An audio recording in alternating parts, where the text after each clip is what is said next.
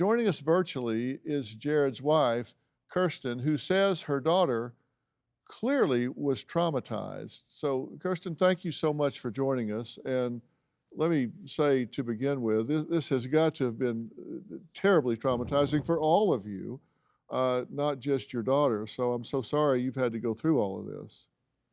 Thank you. I appreciate that. Uh, Tell me what it's been like for the last year. I don't even know how to describe it. For the first few months, it almost seemed like it wasn't real. I would still expect to see him pull in the driveway and walk through the door. And then the moments where it was sinking in were excruciating. I had nights where I would just scream. My parents would stay here and thankfully help us through that. But it's been really tough. And on top of losing him, not having answers, not being able to answer our daughter when she asks why daddy isn't coming back, why her siblings aren't here.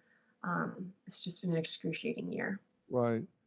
And when when you've been with the 2-year-old, how clear of a recollection, how much does she seem to have absorbed about what happened? How much did she seem to see, and how much did she know that something really bad took place?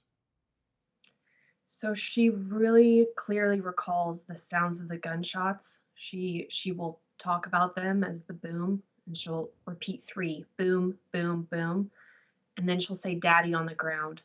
So from her car seat, I don't believe she would have seen him get shot. She heard it, but then I believe when she was pulled from the vehicle, she possibly saw him on the ground outside of the car, and that's why she says daddy on the ground. Wow. Is this something that has uh, visited her, triggered her? Has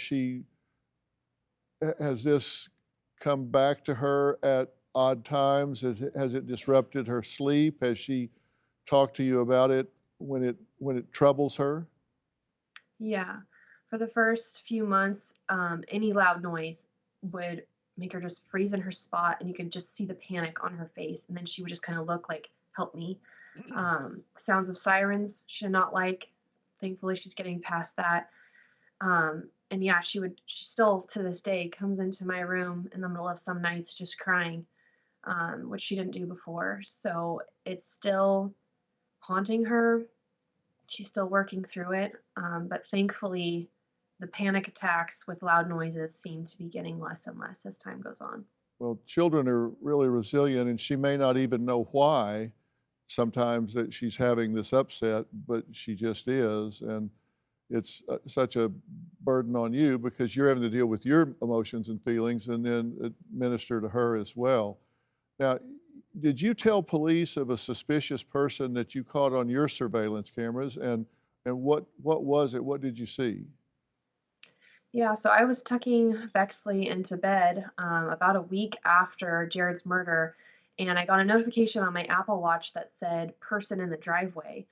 That was not a normal notification at night. So I grabbed my phone and I looked, and this is the video that I saw. Someone just moving across the front corner of our home. I immediately called and texted the detectives who told me to contact my local PD. So I called 911. Officers came out. We weren't able to figure out who it was. Unfortunately, that camera angle with the lighting um, didn't give us a good shot. But they did send it off to a forensics team who confirmed that that is indeed a human person. But to this day, we aren't sure who that was and why. Do you have a story or a question for me? Click the link in the description and tell me what in the world is going on.